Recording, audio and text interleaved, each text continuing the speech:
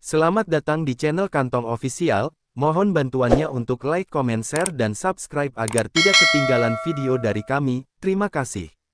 Kabar mengejutkan datang dari Jakarta. Sejumlah advokat terkemuka melayangkan somasi kepada Gibran Rakabuming Raka, yang saat ini menjabat sebagai wakil presiden. Somasi itu bukan sekadar kritik hukum biasa, melainkan langkah serius untuk meminta Gibran mempertanggungjawabkan sejumlah kebijakan dan sikap politik yang dianggap menyimpang dari etika bernegara. Somasi ini didukung oleh ribuan tanda tangan petisi daring dan rencana aksi massa besar-besaran di depan kantor wakil presiden. Dalam somasi setebal puluhan halaman, para advokat menuliskan bahwa Gibran dinilai kerap mengambil keputusan yang cenderung otoriter dan tidak transparan. Tekanan publik, media sosial meledak. Tagar-tagar Gibran mundur menjadi trending topik. Sementara itu, di halaman Istana Wakil Presiden, massa berkumpul dengan spanduk dan poster yang menuntut Gibran mundur. Di tengah tekanan, Gibran muncul di hadapan publik. Wajahnya tampak lelah, namun suaranya tetap tegas. Lebih besar dari, saya mendengar semua aspirasi. Tapi saya juga punya tanggung jawab yang telah diamanahkan rakyat, ujarnya singkat. Namun pernyataan itu justru memicu reaksi lebih keras. Beberapa tokoh masyarakat dan akademisi ikut angkat bicara, menilai sebaiknya Gibran mundur demi menjaga stabilitas politik nasional. Somasi yang mengguncang. Somasi para advokat bukan hanya berisi kritik. Mereka juga memuat dokumen-dokumen yang dianggap sebagai bukti bahwa Gibran pernah melanggar beberapa prosedur administratif dalam pengambilan kebijakan penting. Somasi itu dilayangkan secara resmi, dan bila tidak direspons dalam waktu 14 hari, para advokat mengancam akan membawa masalah ini ke Mahkamah Konstitusi. Di salah satu wawancara televisi, Ketua Tim Advokat menyatakan, lebih besar dari, kami bukan membenci Gibran secara pribadi. Ini soal menjaga marwah hukum dan etika politik. Bila beliau tidak mundur, proses hukum akan tetap berjalan. Dilema di lingkar dalam. Di sisi lain, orang-orang dekat Gibran mulai berbeda pendapat. Sebagian menyarankan Gibran mengundurkan diri secara terhormat. Namun ada juga yang meyakinkan Gibran agar tetap bertahan. Ayahnya, Presiden Jokowi, kabarnya sempat memberi nasihat pribadi. Lebih besar dari, yang penting kamu selalu berpikir demi kepentingan bangsa. Jangan demi gengsi atau tekanan, ujar Jokowi, seperti dikutip dari seorang sumber istana. Situasi di lingkar dalam pun semakin panas.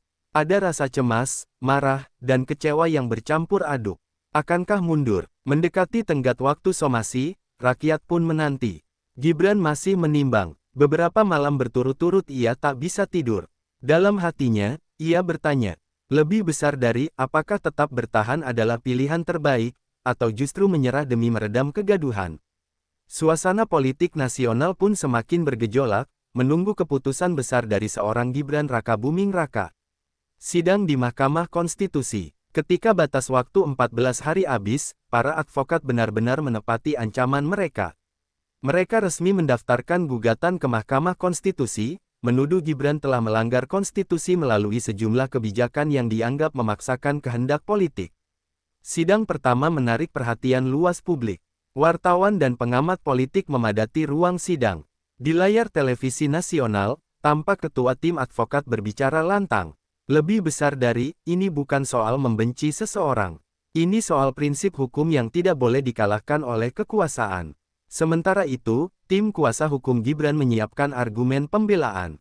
Mereka menegaskan bahwa semua langkah Gibran masih dalam koridor hukum, dan tuduhan para advokat penuh dengan asumsi politis. Suasana istana yang tegang. Di Istana Wakil Presiden, suasana menjadi sangat tegang. Para staf resah, dan ajudan Gibran terlihat gelisah setiap hari. Gibran sendiri memilih untuk tetap bekerja seperti biasa, menghadiri rapat dan menemui perwakilan daerah.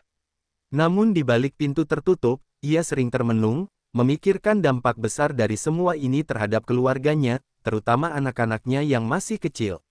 Lebih besar dari, aku hanya ingin berbuat sesuatu untuk bangsa ini, gumamnya lirih suatu malam. Desakan makin menguat, demonstrasi makin meluas. Kini tak hanya di Jakarta, tetapi juga di beberapa kota besar seperti Surabaya, Yogyakarta, dan Bandung. Mahasiswa, LSM, dan sejumlah tokoh agama ikut menyuarakan agar Gibran mundur demi menjaga stabilitas politik nasional. Tagar baru bermunculan, tagar rakyat bergerak, tagar etika lebih penting, dan tagar mundur untuk bangsa. Media-media internasional mulai memberitakan gejolak politik ini, menggambarkannya sebagai ujian demokrasi terbesar dalam sejarah pemerintahan pasca reformasi. Pertemuan rahasia. Suatu malam, di sebuah ruangan tertutup di istana, Gibran mengundang beberapa penasihat seniornya. Lebih besar dari, saya ingin dengar pendapat kalian dengan jujur, katanya. Seorang penasihat senior menatap Gibran penuh rasa hormat. Lebih besar dari, secara hukum, Anda masih punya peluang untuk menang. Tapi secara politik, tekanan publik ini sudah sangat besar. Kadang, langkah mundur adalah bentuk tanggung jawab terbesar. Gibran terdiam lama, lalu menghela napas. Lebih besar dari, kalaupun saya mundur, saya ingin melakukannya dengan terhormat. Deklarasi mundur. Hari itu pun tiba. Di hadapan puluhan kamera, wartawan, dan rakyat yang menonton dari layar televisi, Gibran berdiri di podium. Wajahnya tampak lebih tenang meski matanya sembab. Lebih besar dari, saya mendengar semua suara rakyat, dan saya memahami kekhawatiran semua pihak. Demi menjaga persatuan bangsa dan ketenangan publik, saya memilih untuk mundur dari jabatan wakil presiden. Hening. Kemudian terdengar tepuk tangan kecil yang pelan, disusul isak tangis beberapa pendukung. Gibran menutup pidatonya dengan suara bergetar. Lebih besar dari, terima kasih atas kepercayaan yang pernah diberikan. Indonesia lebih besar daripada siapapun, termasuk saya. Sidang di Mahkamah Konstitusi. Ketika batas waktu 14 hari habis, para advokat benar-benar menepati ancaman mereka. Mereka resmi mendaftarkan gugatan ke Mahkamah Konstitusi, menuduh Gibran telah melanggar konstitusi melalui sejumlah kebijakan yang dianggap memaksakan kehendak politik. Sidang pertama menarik perhatian luas publik. Wartawan dan pengamat politik memadati ruang sidang. Di layar televisi nasional, tampak ketua tim advokat berbicara lantang. Lebih besar dari, ini bukan soal membenci seseorang. Ini soal prinsip hukum yang tidak boleh dikalahkan oleh kekuasaan. Sementara itu, tim kuasa hukum Gibran menyiapkan argumen pembelaan. Mereka menegaskan bahwa semua langkah Gibran masih dalam koridor hukum, dan tuduhan para advokat penuh dengan asumsi politis. Suasana istana yang tegang. Di Istana Wakil Presiden, suasana menjadi sangat tegang. Para staf resah, dan ajudan Gibran terlihat gelisah setiap hari. Gibran sendiri memilih untuk tetap bekerja seperti biasa, menghadiri rapat dan menemui perwakilan daerah. Namun di balik pintu tertutup, ia sering termenung, memikirkan dampak besar dari semua ini terhadap keluarganya, terutama anak-anaknya yang masih kecil. Lebih besar dari, aku hanya ingin berbuat sesuatu untuk bangsa ini, gumamnya lirih suatu malam. Desakan makin menguat, demonstrasi makin meluas. Kini tak hanya di Jakarta, tetapi juga di beberapa kota besar seperti Surabaya, Yogyakarta, dan Bandung. Mahasiswa, LSM, dan sejumlah tokoh agama ikut menyuarakan agar Gibran mundur demi menjaga stabilitas politik nasional. Tagar baru bermunculan, tagar rakyat bergerak, tagar etika lebih penting, dan tagar mundur untuk bangsa. Media-media internasional mulai memberitakan gejolak politik ini, menggambarkannya sebagai ujian demokrasi terbesar dalam sejarah pemerintahan pasca reformasi. Pertemuan rahasia. Suatu malam, di sebuah ruangan tertutup di istana, Gibran mengundang beberapa penasihat seniornya. Lebih besar dari, saya ingin dengar pendapat kalian dengan jujur, katanya. Seorang penasihat senior menatap Gibran penuh rasa hormat. Lebih besar dari, secara hukum, Anda masih punya peluang untuk menang. Tapi secara politik, tekanan publik ini sudah sangat besar. Kadang, langkah mundur adalah bentuk tanggung jawab terbesar. Gibran terdiam lama, lalu menghela napas. Lebih besar dari, kalaupun saya mundur, saya ingin melakukannya dengan terhormat. Deklarasi mundur. Hari itu pun tiba. Di hadapan puluhan kamera, wartawan, dan rakyat yang menonton dari layar televisi, Gibran berdiri di podium. Wajahnya tampak lebih tenang meski matanya sembab. Lebih besar dari, saya mendengar semua suara rakyat, dan saya memahami kekhawatiran semua pihak. Demi menjaga persatuan bangsa dan ketenangan publik, saya memilih untuk mundur dari jabatan wakil presiden. Hening. Kemudian terdengar tepuk tangan kecil yang pelan, disusul isak tangis beberapa pendukung. Gibran menutup pidatonya dengan suara bergetar. Lebih besar dari, terima kasih atas kepercayaan yang pernah diberikan. Indonesia lebih besar daripada siapapun, termasuk saya. Setelah mundur, setelah pidato pengunduran dirinya, Gibran meninggalkan Istana Wakil Presiden dengan langkah berat. Puluhan kamera merekam kepergiannya. Beberapa orang bersimpati, sementara yang lain masih mengkritik keras. Gibran memutuskan untuk sementara menjauh dari hiruk-pikuk politik. Ia pindah ke sebuah rumah sederhana di pinggiran kota Solo, tempat ia dulu memulai usaha kulinernya. Di sana, ia menghabiskan waktu bersama keluarga. Ia mengantar anak-anak ke sekolah, berjalan di pasar tradisional, dan kembali merasakan suasana yang jauh dari protokol ketat istana. Namun, di balik ketenangan itu, ia tetap dikejar rasa bersalah. Lebih besar dari, apakah aku sudah cukup berjuang? Atau aku menyerah terlalu cepat?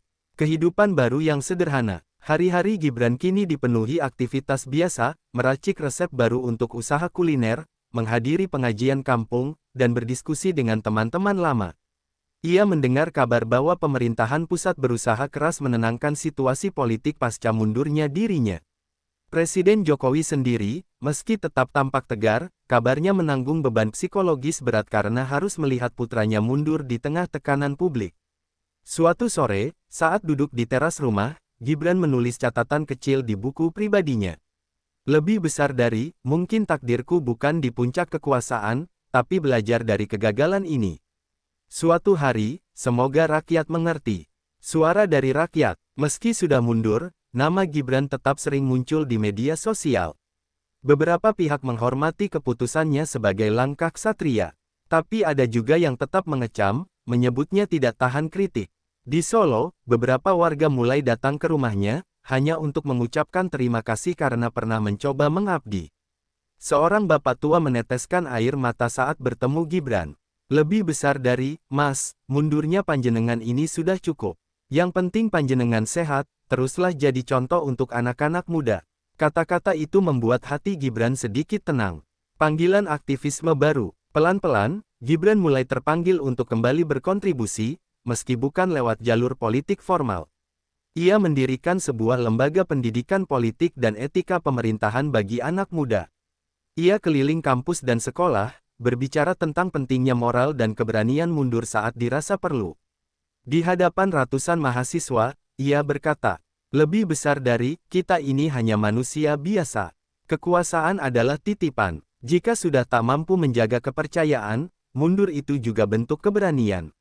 Kegiatan ini membuatnya kembali dikenal, bukan sebagai pejabat, tapi sebagai mantan politisi yang berusaha menebus kesalahan. Refleksi nasional. Mundurnya Gibran menjadi titik penting bagi politik nasional. Banyak pihak mengevaluasi ulang soal etika politik, relasi keluarga dalam kekuasaan, dan pentingnya mendengar aspirasi rakyat. Di televisi dan forum-forum akademik, topik etika mundur menjadi bahan diskusi serius. Para pakar menilai, meski Gibran gagal bertahan, ia meninggalkan pelajaran penting bahwa pejabat publik bukan dewa, dan mundur pun bisa jadi warisan moral. Gibran sendiri, di sebuah wawancara terakhirnya, menegaskan, "Lebih besar dari, saya mungkin kalah secara politik. Tapi saya harap, keputusan saya membuat publik kembali percaya bahwa masih ada pejabat yang mau mengutamakan bangsa daripada kursi." Gibran dan anak-anak muda. Lembaga pendidikan politik yang didirikan Gibran semakin berkembang. Ia sering diundang ke kampus, pesantren, dan komunitas pemuda. Di sana, Gibran berbagi kisah pahitnya, tentang tekanan, kesalahan, dan keputusannya untuk mundur. Banyak anak muda mendengarkan dengan kagum dan haru. Seorang mahasiswa bertanya, "Lebih besar dari, Pak, apa yang paling Bapak sesali?" Gibran terdiam sejenak, lalu menjawab pelan, "Lebih besar dari, saya terlalu percaya diri, terlalu yakin tak akan ada yang menggugat. Politik itu keras, dan kadang orang yang paling dekat dengan kita pun bisa jadi pengkritik paling keras." Meski demikian, ia selalu menekankan bahwa kesalahan bukan akhir segalanya. Yang penting, katanya, adalah bangkit dan tetap memberi manfaat. Pertemuan dengan sang ayah. Beberapa bulan setelah mundur, Gibran akhirnya bertemu secara pribadi dengan ayahnya, Presiden Jokowi, di kediaman keluarga. Suasana hening, hanya terdengar suara burung di halaman belakang. Jokowi menatap putranya dalam-dalam, penuh rasa sayang sekaligus getir. Lebih besar dari, bagaimana rasanya setelah semua ini? Tanya Jokowi. Gibran menjawab dengan suara serak. Lebih besar dari, berat, Pak, tapi saya merasa lebih jujur pada diri sendiri sekarang. Presiden Jokowi menghela napas panjang, lalu menepuk pundak Gibran. Lebih besar dari, kadang kala itu bukan aib.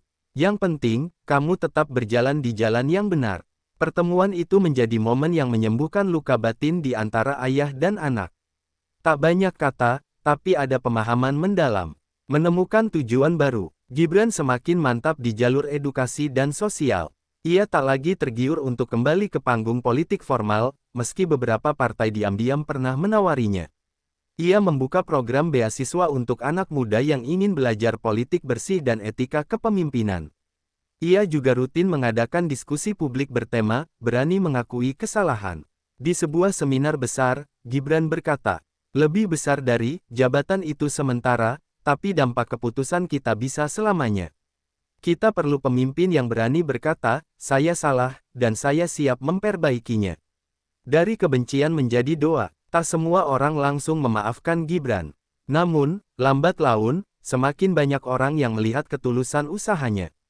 Kritikus yang dulu paling keras pun mulai mengakui. Lebih besar dari, setidaknya ia berani mundur dan tak mencari-cari alasan. Gibran menerima semua hujatan dan doa itu dengan hati lapang. Setiap malam, ia berdoa agar kesalahannya tak membebani masa depan anak-anaknya. Ia sadar, tak ada yang benar-benar bisa melupakan masa lalunya sebagai wakil presiden yang mundur di tengah jalan. Tapi ia tak ingin terjebak dalam rasa bersalah selamanya. Menutup sebuah bab, membuka bab baru. Di penghujung cerita ini, Gibran berdiri di podium sederhana di acara wisuda peserta beasiswa politiknya. Ia mengenakan kemeja putih polos, jauh dari jas dan dasi kebesaran yang dulu. Lebih besar dari, hari ini bukan soal saya, katanya. Ini tentang kalian, generasi baru. Semoga kalian tak mengulangi kesalahan saya, dan semoga kalian bisa jadi pemimpin yang lebih baik daripada saya. Para peserta berdiri dan bertepuk tangan, beberapa tampak menitikkan air mata. Gibran menunduk, tersenyum tipis. Ia tahu, masa lalunya tak akan pernah hilang. Tapi ia juga tahu, ia masih bisa memberi arti bagi bangsa, meski bukan lagi dari kursi kekuasaan. Dan dengan itu, sebuah babak kelam politik selesai, digantikan oleh bab baru, tentang belajar, mengajar, dan terus berusaha memberi kebaikan. Epilog, tahun-tahun yang tenang. 10 tahun berlalu sejak hari Gibran mengucapkan kata, mundur, di hadapan bangsa. Kini rambutnya mulai memutih, gurat-gurat wajahnya lebih dalam, tapi senyumnya justru tampak lebih tenang. Ia tak pernah lagi mencalonkan diri, tak pernah kembali duduk di kursi pemerintahan.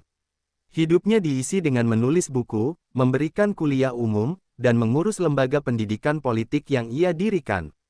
Di halaman belakang rumahnya yang rindang, Gibran sering duduk di bangku kayu, ditemani secangkir teh panas dan buku catatan yang hampir selalu ia bawa. Kadang ia menulis renungan, kadang sekadar mencatat ide untuk seminar berikutnya. Anak-anaknya sudah tumbuh dewasa. Salah satunya sempat bertanya, lebih besar dari, Pak, apa Bapak menyesal dulu mundur? Gibran menatap anaknya, tersenyum lebar. Lebih besar dari, tidak. Yang Bapak sesali hanya, Bapak dulu terlalu percaya bahwa semua orang akan selalu mendukung kita. Tapi mundur itu keputusan terbaik Bapak demi bangsa dan demi kita sekeluarga. Ketenangan yang didapat dengan harga mahal. Mundur bukan berarti kalah selamanya. Seiring waktu, semakin banyak pihak yang melihat keputusan Gibran sebagai keberanian, bukan kelemahan. Nama Gibran pun masuk buku sejarah modern Indonesia, bukan sebagai pemimpin besar yang sukses, melainkan sebagai pemimpin muda yang berani mengakui kesalahan dan mengambil langkah mundur saat semua mata memandang. Dalam sebuah wawancara di televisi, ia pernah berkata, lebih besar dari kadang, orang akan ingat kita bukan dari berapa lama kita berkuasa, tapi dari apa yang kita lakukan saat kekuasaan itu membuat kita goyah. Refleksi seorang ayah. Suatu sore, Gibran duduk di taman sambil melihat cucu-cucunya berlarian. Angin sore membelai wajahnya, dan ia teringat masa-masa berat dulu, tekanan somasi, teriakan demonstrasi, dan malam-malam panjang yang ia lewati dengan rasa gelisah. Ia menutup matanya, menarik napas panjang, lalu tersenyum.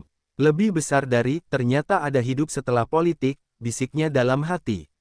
Yang terpenting, ia berhasil mengajarkan anak-anaknya, bahkan cucu-cucunya, bahwa harga diri bukan terletak pada jabatan, tetapi pada kesadaran akan batas diri dan tanggung jawab.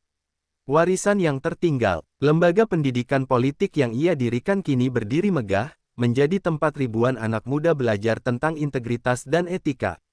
Setiap sudut gedung itu dihiasi kutipan dari pidato Gibran saat ia mundur. Lebih besar dari Indonesia, lebih besar daripada siapapun, termasuk saya. Kata-kata yang dulu diucapkan dengan berat hati, kini menjadi pengingat abadi bahwa kadang, mundur bukanlah tanda menyerah, melainkan langkah untuk menjaga sesuatu yang lebih besar, kepercayaan rakyat. Lembaga yang awalnya diremehkan. Di tahun-tahun pertama setelah Gibran mundur, banyak yang meremehkan lembaga pendidikan politiknya. Mereka menyebutnya tempat cuci dosa politik, atau panggung pencitraan. Namun Gibran dan tim kecilnya tidak menyerah. Mereka rutin mengadakan diskusi publik, seminar etika politik, dan workshop kepemimpinan bersih. Fokus utama mereka sederhana, mendidik anak muda untuk berpolitik bukan demi kekuasaan, melainkan demi rakyat. Dalam kurikulum, ada satu mata kuliah wajib yang unik, belajar dari kegagalan. Di sana, para peserta mempelajari bukan hanya kisah sukses politisi, tetapi juga kisah kegagalan, termasuk kisah Gibran sendiri. Lulusan pertama yang berbeda. Tahun kelima, lulusan pertama lembaga itu mulai turun ke panggung nyata. Ada yang jadi anggota dewan di daerah, ada yang aktif sebagai relawan kampanye, ada yang menjadi staf ahli menteri. Yang membuat mereka berbeda adalah sikap. Mereka transparan soal pendanaan kampanye. Berani mengakui kesalahan saat terjadi kegagalan. Tidak segan menolak perintah partai jika dianggap menyalahi etika. Media mulai meliput, muncul generasi baru politisi yang lebih jujur dan berani berbeda. Gelombang perubahan. Tahun demi tahun, lulusan lembaga Gibran semakin banyak. Mereka tersebar di parlemen daerah, kementerian, bahkan ada yang menjadi kepala daerah. Salah satu alumni paling menonjol adalah seorang perempuan muda bernama Putri Saraswati, yang terpilih sebagai wali kota termuda di Jawa Tengah. Dalam kampanyenya, ia menolak menerima dana dari pengusaha besar dan hanya mengandalkan donasi publik. Saat menjabat, Putri terkenal belak-belakan menolak proyek mercusuar yang dinilai tak bermanfaat untuk rakyat kecil. Lebih besar dari, jabatan bukan warisan keluarga, dan bukan pula alat dagang, katanya di pidato pelantikan. Putri selalu menyebut bahwa ia belajar keberanian dan kejujuran itu dari lembaga Gibran. Mengubah budaya politik. Gelombang alumni ini pelan-pelan mengubah budaya politik nasional. Debat publik menjadi lebih santun, bukan sekadar saling serang. Kampanye berbasis program lebih diminati daripada kampanye dengan spanduk besar dan uang rokok. Banyak pejabat muda berani mundur dari jabatan saat merasa tak mampu memenuhi janji. Rakyat pun mulai menaruh kepercayaan baru. Pemilu demi pemilu, muncul lebih banyak calon independen muda yang berani bicara soal etika, dan mereka terinspirasi dari buku-buku, seminar, dan ajaran di lembaga Gibran. Pengakuan yang terlambat. Di usia senjanya, Gibran diundang ke sebuah acara penghargaan nasional. Ia duduk di deret kursi paling depan, mengenakan batik sederhana. Ketika namanya dipanggil, seluruh hadirin berdiri dan bertepuk tangan. Lebih besar dari penghargaan ini untuk dedikasi membangun pendidikan politik bersih di Indonesia, kata pembawa acara. Gibran melangkah ke podium, matanya berkaca-kaca. Lebih besar dari, saya dulu gagal sebagai pejabat. Tapi saya bersyukur, kegagalan itu jadi pelajaran yang menumbuhkan ratusan pemimpin baru yang jauh lebih baik. Tepuk tangan pecah, dan beberapa mantan alumni menangis. Warisan abadi. Di kemudian hari, lembaga itu dikenal sebagai Akademi Etika dan Politik Gibran Rakabuming, disingkat AFGR. Bangunan lembaga itu berdiri kokoh, dengan aula utama yang diberi nama Aula Kesadaran, tempat Gibran dulu pertama kali mengajar mata kuliah belajar dari kegagalan. Bahkan setelah Gibran wafat, ribuan anak muda tetap belajar di sana setiap tahun.